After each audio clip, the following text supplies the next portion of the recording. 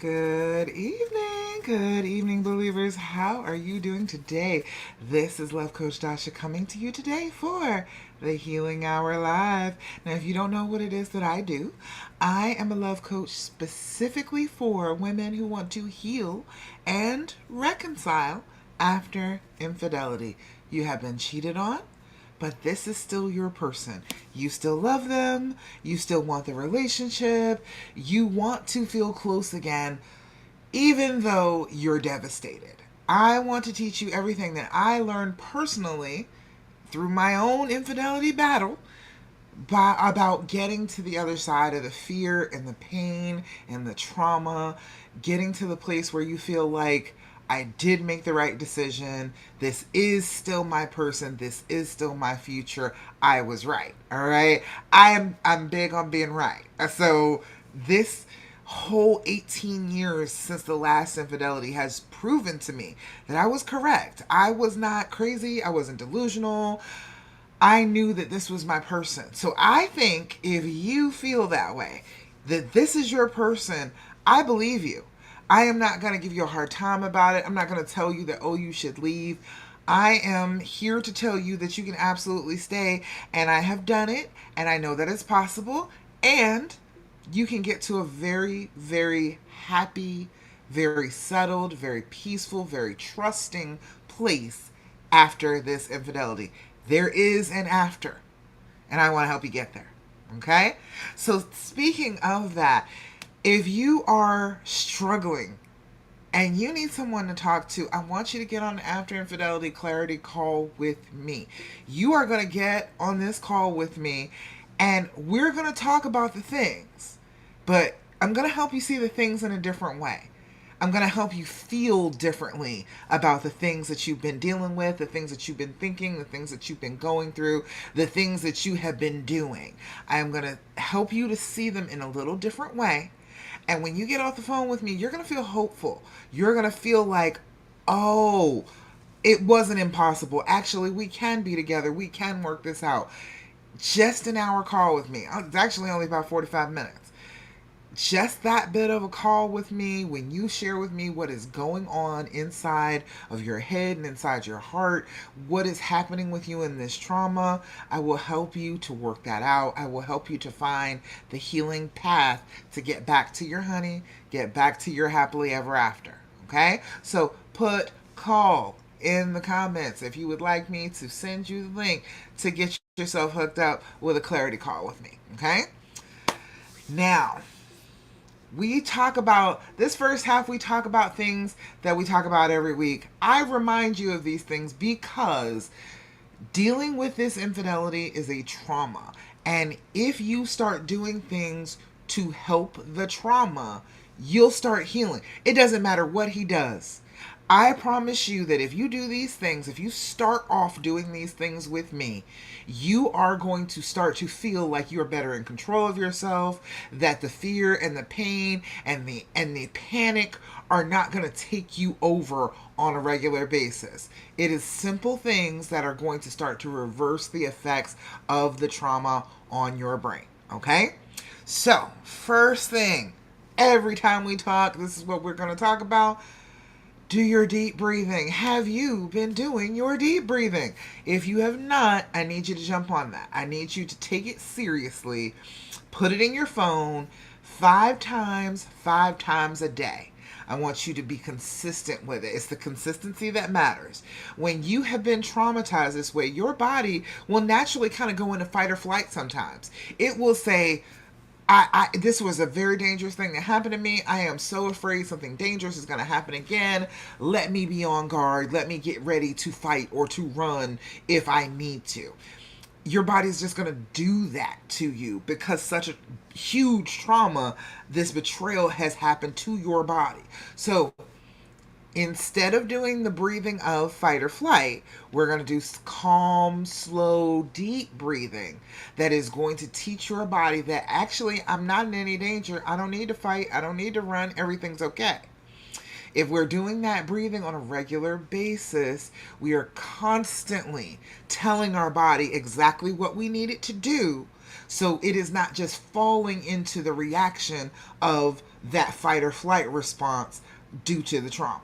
It will be called back. It will be told, hey, wait, no, we don't need that right now. Focus. All right. And it will be pulling yourself back from the brink on a regular basis. And that's going to start to help you because your body will catch up. Your body will be like, oh, we're safe? Oh, okay. All right. So I don't have to freak out. All right, cool. And then it will start to calm down. Okay. So we do 4-7-8 breathing. I don't care what breathing you do as long as you do some breathing. Okay? It does not matter what it is, whatever pattern you would like to do, whatever sticks out in your brain that you can remember, feel free. But we do 4-7-8. What we're going to do is blow out, and then we're going to inhale through your nose if you can for a count of 4. Then you're going to hold that breath for a count of 7 so that your body can use that oxygen. Then we're going to blow out for a count of 8. Blowing with the noise, like making a noise of whooshing as we are blowing out. We're triggering our brains with that to say, hey, this is our calm down time. So we're going to blow out for a count of 8. When we do this, and we do this 5 times in a row, 5 times a day, we are constantly teaching our bodies what we want it to do. And then if your breathing is the breathing of, I'm okay, I'm actually relaxed, I'm all right, I'm safe, your body will start to believe that you're safe, and then some of that trauma will be mitigated and you'll start to be able to heal. Okay? So we're going to do our deep breathing together. We're going to do it 3 times just for the sake of time on the live. But like I said, 5 times a day at home. Okay? First thing we're going to do is blow out as much as you can. Inhale through your nose. 2, 3, 4. Hold it. 2, 3, 4, 5, 6, 7. Blow out. 2, 3, 4, 5, 6, 7, 8. Again. Inhale. 2, 3, 4. Hold it. 2, 3, 4, 5, 6, 7. Blow out. 2, 3, 4, 5, 6, 7, 8. Last time. Inhale. 2, 3, 4. Hold it. 2, 3, 4, 5, 6, 7. Blow out. 2, 3, 4, 5, 6, 7, and 8. Beautiful. How do you feel when you do the deep breathing? Put it in the comments. Let me know what changes inside your body when you're doing the deep breathing. It should be a physical change. Something head to toe should change when you do this deep breathing. Trauma is a physical reaction. We are doing physical things to help that reaction. So physically, it should feel different. Put it in the comments. Let me know how you feel. Okay? The next thing that I'm always going to tell you to do every time we get together is I need you to be doing your journaling. Have you been doing your journaling? This is another thing that is going to help you with trauma because your body keeps on repeating. Your brain keeps on repeating the same thoughts over and over again. If you can start to put those thoughts down on paper, a lot of the time your brain will let the thought go. It won't keep repeating it. It won't keep demanding that you address whatever it is that it's thinking of. You'll put it down on the paper and then your brain will be like, oh, it's safe. It's in the book. It's in the book that she carries everywhere and she writes in all the time and she's got that with her. So that must mean that it's safe. We can let this go now. And that is so good for those repetitive negative thoughts that are just screaming in your head. If you write them down and say, hey brain, I heard you on that. We're going to come back to this at a later date because I got to go to bed or I got to go to work. Your brain will say, okay, I can come back to that later because it's written down. It's permanent. Okay. You want to do this first thing in the morning and right before you go to bed, and then any other time during the day that it strikes you that there's a thought repeating, that you are disturbed, there's something that you keep on thinking about over and over again. But if you do this during the day, anytime you're writing in your journal, I only want you to write for about 5 minutes. I want you to write the things that bubble up to the surface of your brain as you are dealing with just day to day. If you take the things that bubble up and it's going over the top and the surface, you will be able to find a lot of your triggers in there. The things that bubble up and make you pay attention to them, usually they end up being triggers, and then you'll be able to see patterns when you write them down on a consistent basis. So it doesn't matter. This one is right by me. I have so many journals. This one is just leather and beautiful hand sewn pages, gorgeous. I don't write in it normally, but it's pretty. All right, it's special. So I don't write in that one in particular, but I do have one that I write in on a regular basis, and it's helpful. It is helpful to get those thoughts out of your head. It is helpful to put them down on paper. It is helpful to have a place for them that is not crammed inside your head. The next thing that let me tell you about how to do the journaling. Do your date, your time, your level of anxiety each time you journal. Your date and time is going to go at the beginning when you first start. If it's like periodically during the day, make note of what time it is. Make note of what day it is. If it's nighttime, if it's daytime, make a note of that as you are going along. You'll start to find patterns in when things happen, not just what happens. You're going to do your level of anxiety before you start journaling and then after you journal. Your level of anxiety can only go from 0 to 10. It is the measure of these feelings. You can go 0. 0 is everything is great. All is right with the world. You're great. You're doing all right. Now, if you have a 0 day, you need to write that. Take that and put that right here in the top corner of the page, so that if you just flip through those pages, you'll be able to see 0, 0, 0, 0, 0. If you're consistently writing that, you'll know that you're healing. You'll know that, hey, I'm having more and more good days. It may be a couple of them in the beginning of the journal, and then as you go towards the middle, it's a whole bunch of those. So you will know just at a glance that things are actually starting to improve for you. A 10. A 10 is a loss of control. A 10 is I want to rip my hair out, tear my clothes off, run screaming down this street naked. I don't care if the neighbors see me. I am done for. I don't have any control over myself. That is as bad as it can get. That is as big as the monster can be. It cannot eat you. It is as big as you are, and it's a 10, and that's as big as it can go. It won't overwhelm you to know that that's as bad as it can get. And most of the time, you're not going to be at a 10. Most of the time, you are going to feel like you're at a 10, but you have control over yourself. You could sit down and write in your journal if you chose to. So if you are able to have control over yourself to choose what to do next without it being something destructive, something you typically would do, not something that you wouldn't do. Okay. But if you are capable of thinking of the next step, realizing, oh, I probably shouldn't throw this because it might break, and I this is a thing that I like. Look at that. You're not at a 10. All right. I should not get in this car and hit the gas because I might hit him. Yeah, I need to be in control of myself. Not a 10. Okay. If you are just out of control and you just do a thing, you're not thinking about it, you're just doing things, that's a 10. If you're journaling, you're going to only go from 0 to 10, and you put at the very beginning what your level of anxiety is, and then you bring it down to the bottom when you're finished writing. After about 5 minutes, it's all it takes. You will notice that every time you get done with that 5 minutes of writing, you are less anxious than you were when you started. You may have started off at a 7. You're going to at least come down to a 6 or a 5 when you're done journaling. Just 5 minutes of work on your own healing will start to calm you in ways that other things just can't.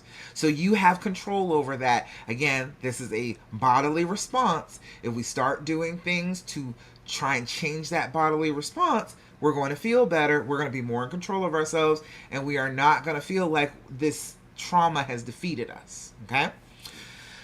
Let's see. The next thing that I always tell you every time we get together, please and thank you, start developing an attitude of gratitude. This is an important one. I know that it seems like there's not much to be grateful for in this period of time. When you are stressed about the layers of betrayal, about what has happened to you, about the things that you thought about the relationship that may or may not be true anymore, all of the chaos will make you believe that nothing good ever happens in your life. It is just not true. When you are traumatized, your brain tends to go towards the negative. What bad?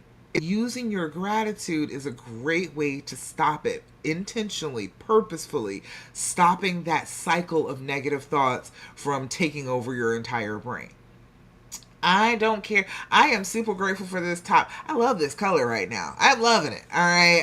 I was like, oh, okay. I was looking for green. I was like, oh, that's pretty. I am grateful for this little sage green number. All right. I am grateful to get here and be with you all and talk to you about healing. I'm grateful for the fact that even though it was painful, I have the experience to be able to tell you about how to heal. I don't mind the fact that I had to hurt if I can give you a little bit of hope and a little bit of inspiration. So I'm grateful for that. You will find things every single day if you just look. And if you start to intentionally look, if first thing in the morning and right before you go to bed, you intentionally look for things to be grateful for, the next day and the day after that, your brain will start to pick up that this is what she wants. She wants to think about things that she's grateful for, good things, happy things. Let's give her happy things to think about. It will interrupt that negative thought loop inside your head that happens after you've been traumatized. So you will be sitting there thinking about colors you love, weather that is beautiful to you, even in the midst of this trauma happening to you, because you have trained your brain that's what you want to think about, and it slows down the negative thoughts and increases the positive thoughts, the things that you can be grateful for. It'll keep on handing them to you. If you can hold on to a positive thought for 17 seconds, your brain will hand you another one. It just requires sustaining that effort for 17 seconds, and your brain will say, oh, gratitude, here. And it will give it to you.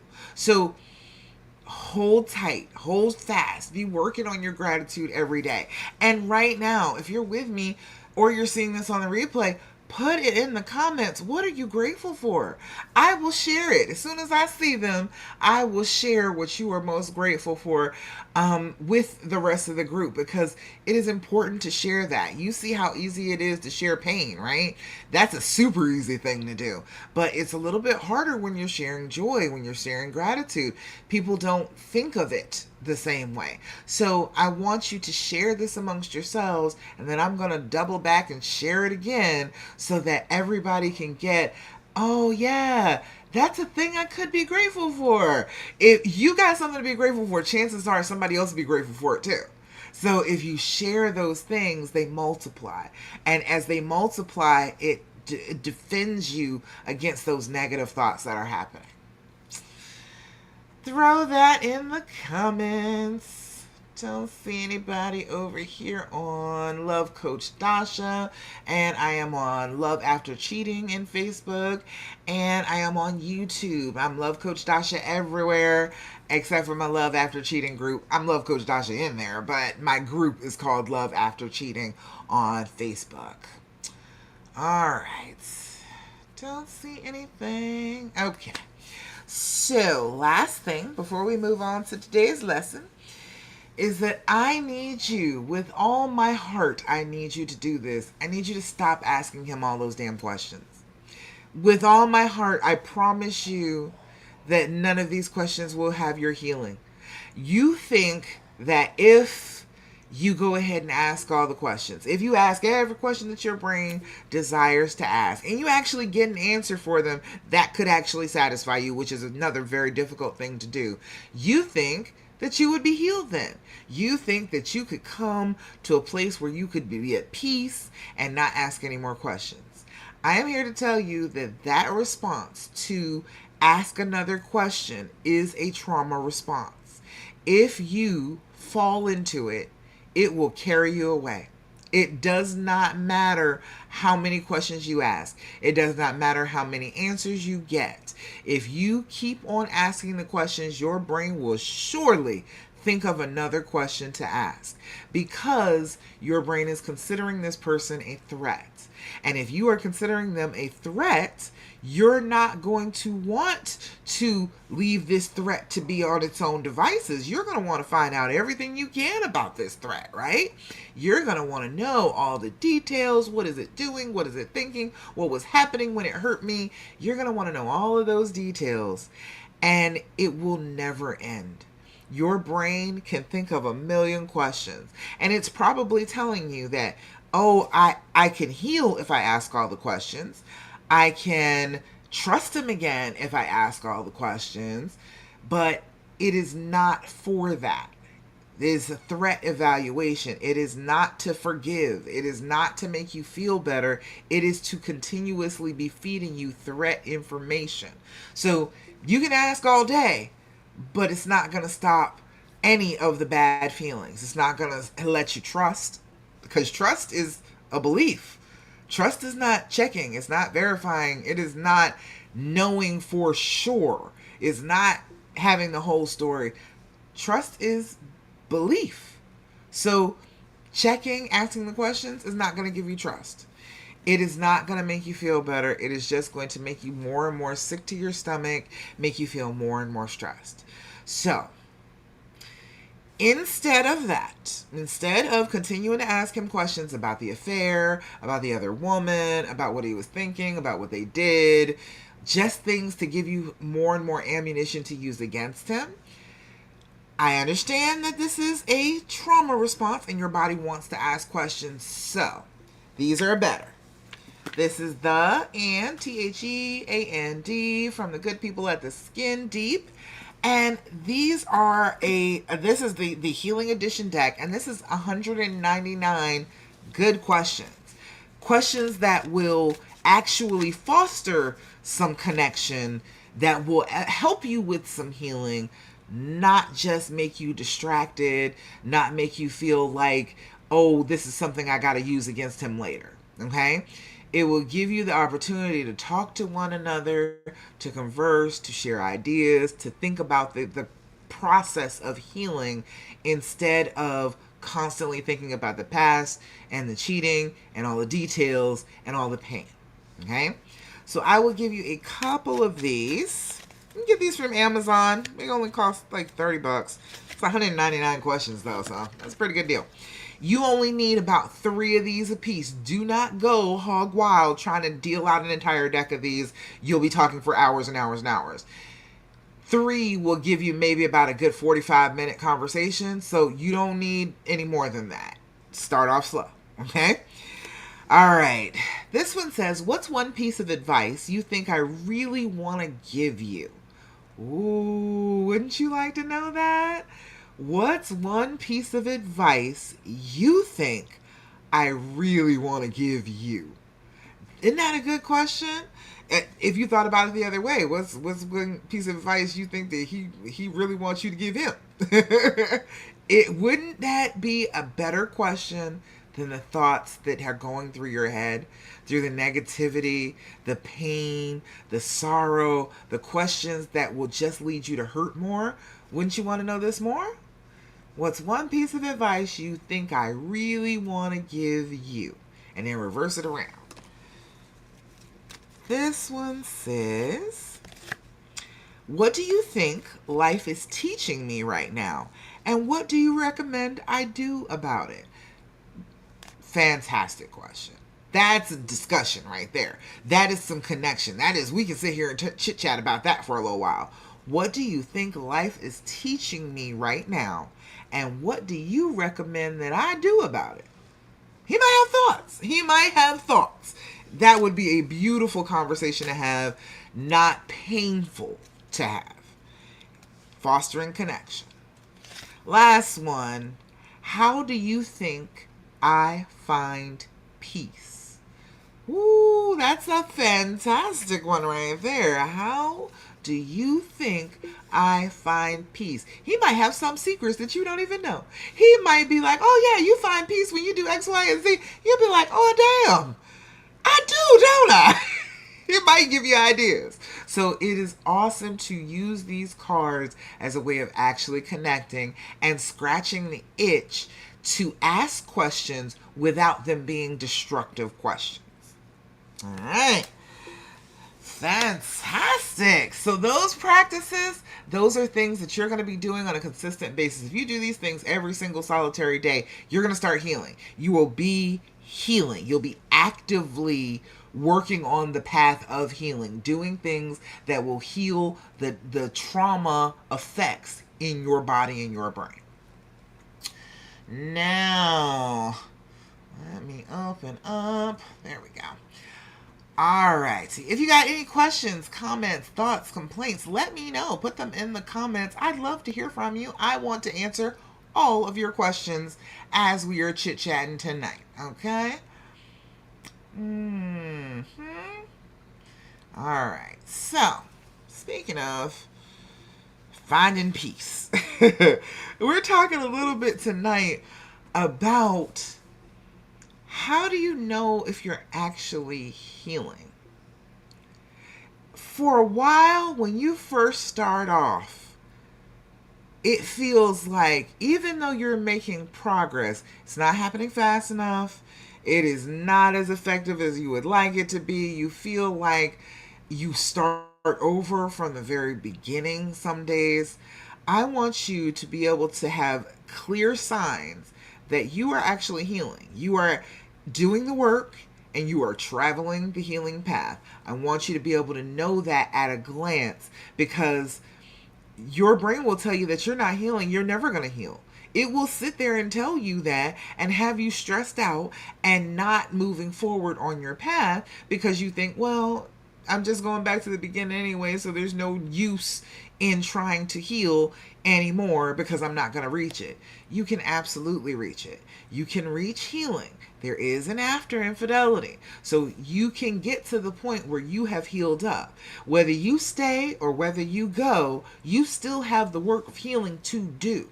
So I want you to know what it is as you're doing it so that you don't have to keep on doubting yourself. You don't have to keep on feeling like, oh, I'm back at the beginning and I'm not making any progress. You can know that you are healing with these 7 signs, that you're actually healing, even if it doesn't feel like it. All right. So many women tell me, I don't think I'm getting any better. I'm still getting triggered on a regular basis. I am still checking his phone sometimes. And I'm doing things that I did when I first found out.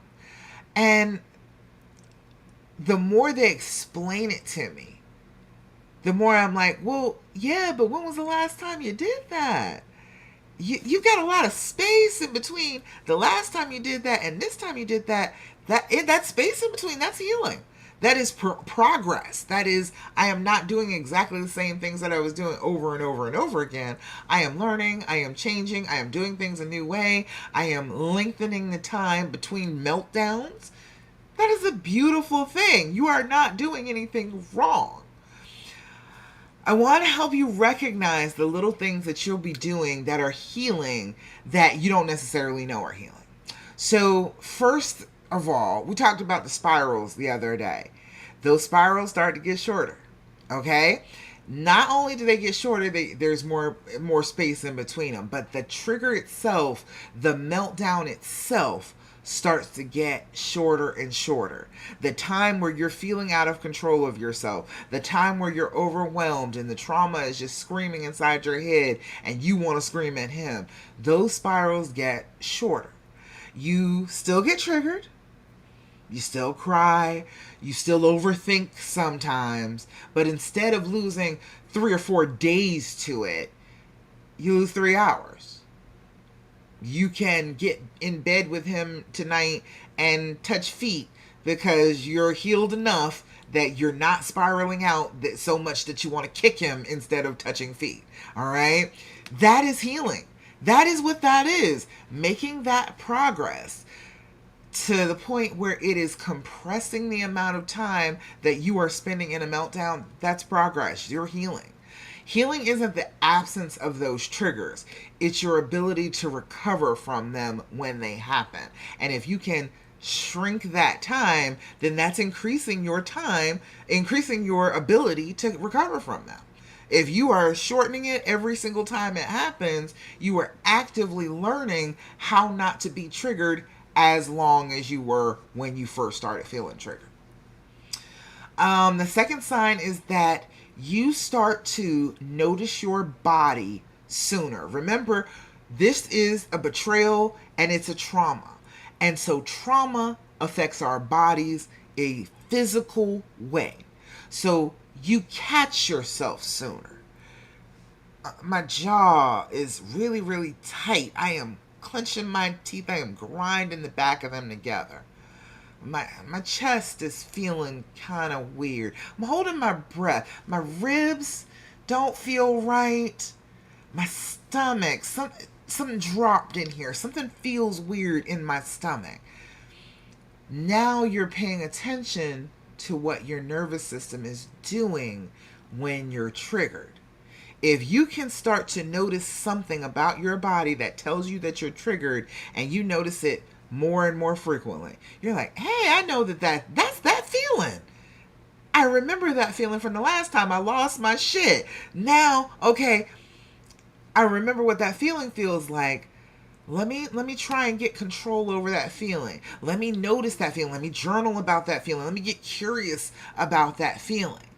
Awareness is often the first sign of healing.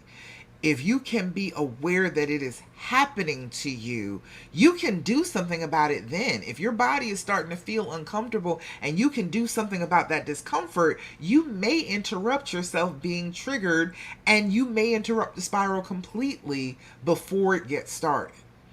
So you're becoming more aware, you're noticing your body, you're noticing how it is changing when you're feeling more triggered.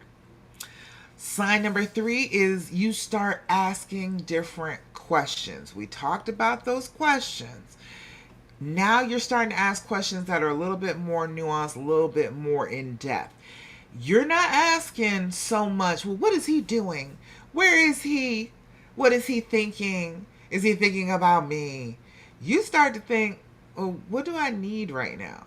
If I'm feeling this discomfort, can I go get myself a cup of tea and put my feet in the foot soaker and pamper myself a little bit and see if I can't get a little bit more in control of myself? What do I need right now? Instead of focusing outward, you start to focus inward. The questions don't stay, well, what is going on with him? The questions become, what's going on with me? The more you pay attention to that, the more you think, I am important. Let me pay attention to what's going on inside this body, the more in control you are going to be of it. Sign 4 is you start participating in your own healing. Okay, you got to be a part of your own healing. You got to be a part of your own rescue. You got to do your journaling. You got to start doing your deep breathing on a regular basis. You come here and you watch the live with me. You go to my page and you look at my reels and look at my videos. You learn. You ask questions. You stop waiting for healing to happen to you and start helping to create the healing. That is healing. That is on the path. That is moving forward. Healing started the moment you stopped waiting on it and started participating in it. That healing started to coalesce around you as you participated in taking care of yourself, of learning, of knowing new things, of accepting the situation that you're in, accepting that, this broke my heart, but I still love this person. It will break my heart even more not to be with them. I'm going to participate. I'm going to go ahead and start healing. That is when the healing starts. That is what happens. So you are actively healing if you are actively healing. If you are participating in your healing, you are feeling better. Even if it doesn't feel like it at first. It can be overwhelming, especially when you do start to actually heal.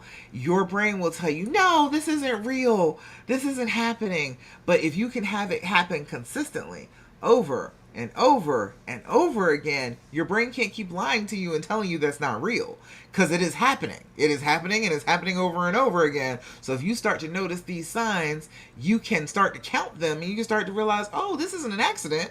I'm healing. Sign number 5, you can start to interrupt the fear. That fear speech is still talking to you. It is playing in your head, but it doesn't automatically get a microphone. It is still there. You hear it, you pause, you breathe. You check whether you are in the present or if you have been time traveling to the past. We talked about time travel before. When you are traumatized, the trauma will try and send you back in time so that you feel like you are dead in the center of what happened that traumatized you. And you will react now like it is happening now. And that is a terrible thing to happen, especially for your relationship. So if you can check yourself and say, ooh, yeah, I'm time traveling. I am feeling just like I did when I first found out. I am thinking those thoughts. I'm not in August 6, 2026 right now. I am back when I first found out.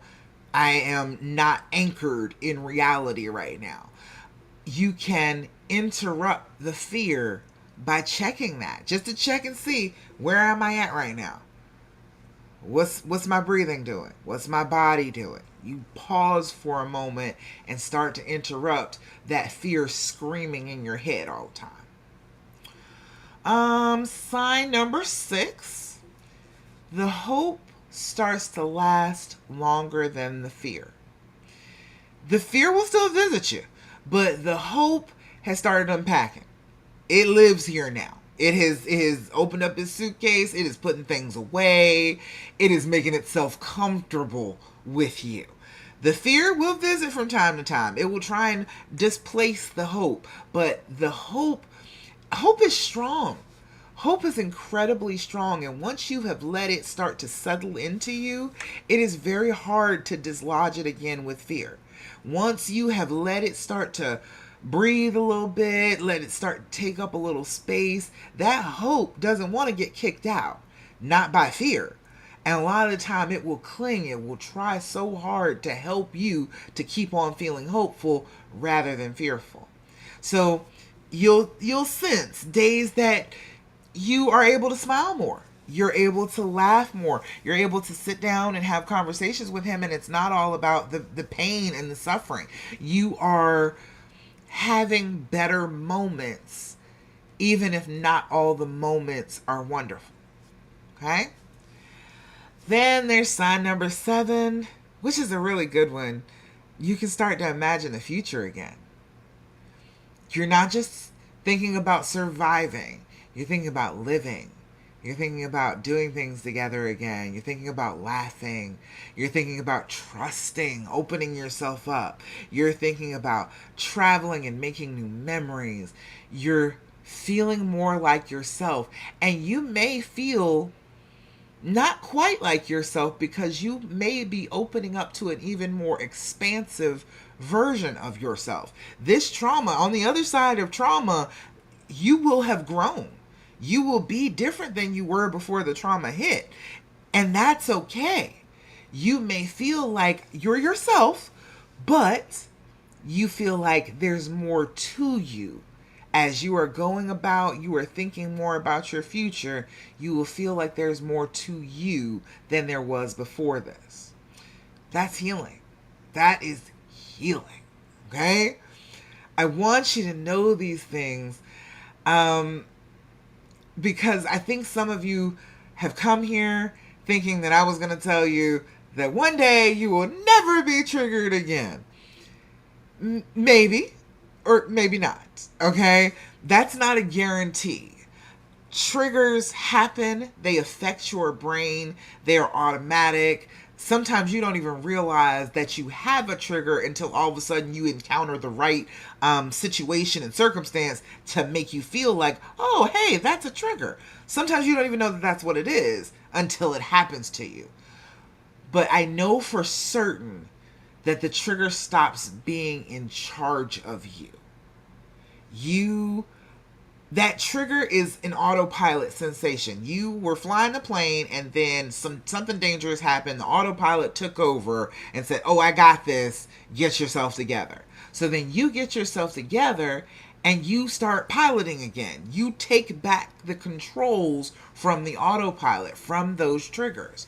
So if you can just start having more moments where you're the pilot, where you're shutting off the autopilot on purpose, where you are purposely taking control of yourself, of the relationship, of things around you, you will know that you are healing. You will know that you're not going backwards. You are experiencing the growth and the pain of actually healing.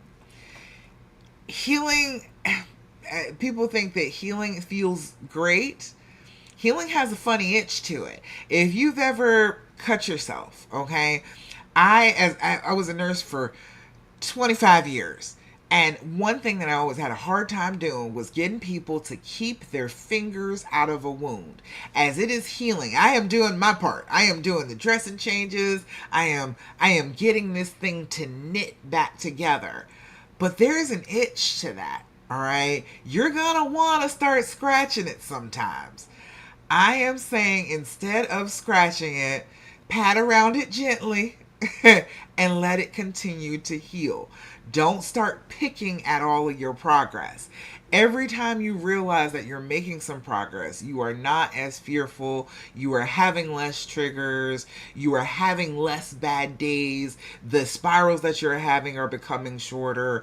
Don't start picking at that wound and saying, well, it's not healed yet, so I must not be healing. You're just going to undo the progress that you have made with the actual knitting together of the tissue, okay?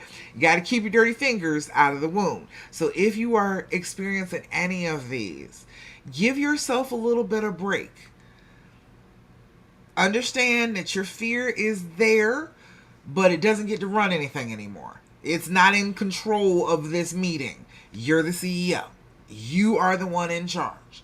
So if you can start to recognize more and more the times where you are stretching out that time where you are anxious and just getting more in control of your body, as you start to do this, you will start to be having longer and longer periods where you're feeling good, and then it'll click in your brain all of a sudden that you have proof. It has been a long time since you felt really bad. Oh my God, I'm healing. But you've got to be doing the things. You've got to be participating in your healing to get to that place where you can look back and say, oh yeah, there was healing going on. All right. So I want you to participate. I want you to be doing all the practices that I talked to you about at the first part. I want you to be noticing your body.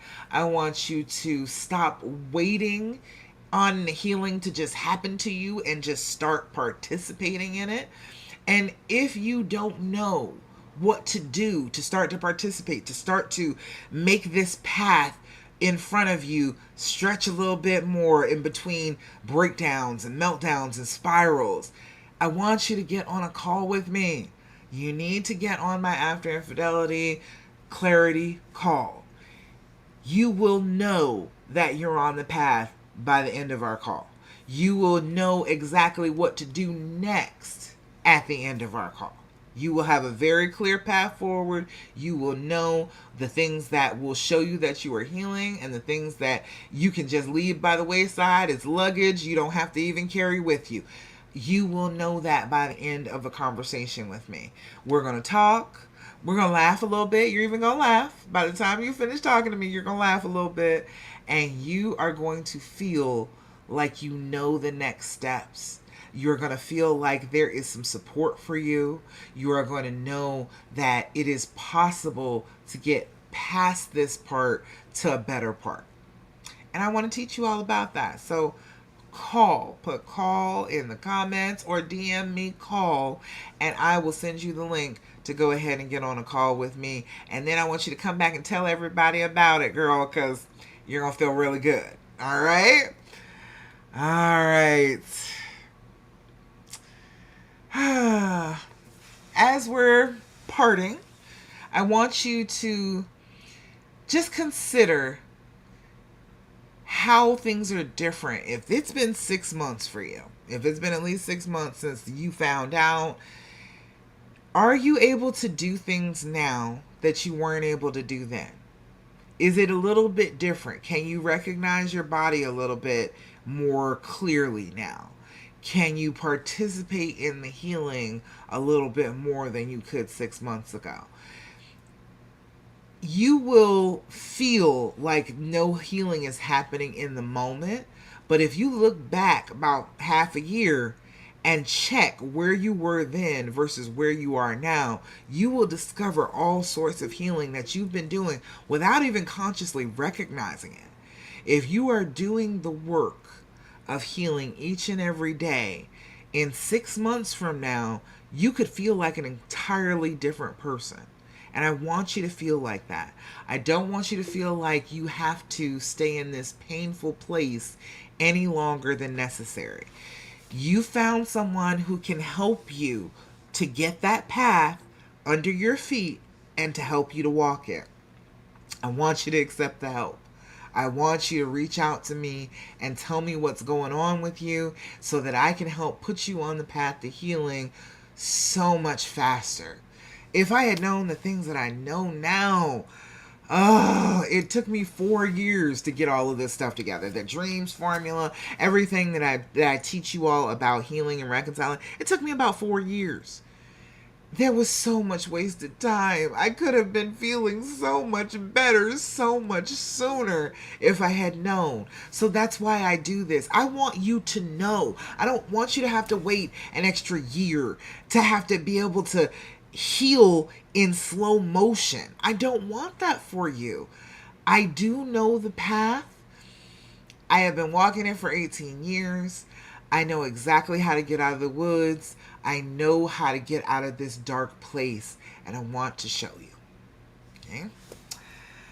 So, last thing, every time we talk, I give you the practices. I did your deep breathing, your journaling, your gratitude practice, and your not asking questions. One more for the road, okay? I need you to start doing your affirmations. I need you to jump on that. Now, if you don't have affirmations that you would like to use, put affirmation in the comment. Honey, I got that for you too. I have a package of 60 days of affirmations that come directly to your inbox that are all about healing after infidelity. All of the steps and stages and things that are going on, you have affirmations for every bit of it coming directly to you each and every day. Okay? Just put affirmation in the comments. I'll send you the link. But when you are traumatized, your brain keeps telling you negative things. We talked about that. It will say negative things about you too. That's an issue. We can't keep thinking negative things about ourselves and heal. We cannot do both at the same time. We cannot keep ripping open wounds with terrible thoughts about ourselves and healing, closing those wounds at the same time. It's too much work. We can't do that. We've got to start working on healing that traumatic speech inside of our brains with affirmations. So, what I want you to do is take your affirmation and go and look at yourself in the mirror. Check up, make sure that you're gorgeous as always. All right. Then I want you to say your affirmation like you mean it. Say it like it's the most true thing you've ever said. Say it like you love this person in the mirror in front of you. And when you're having those negative thoughts throughout the day, because your brain will tell you that it's all your fault and he cheated on you because you're not good enough, all of those negative things, you will have a recording of yourself loving yourself not giving yourself a hard time. And you can replay that anytime during the day. Every time your brain starts being all naggy and telling you negative things about yourself, you can repeat to yourself your affirmation and remind yourself of the feeling of loving yourself, of thinking that you are worthy, of thinking that you are good.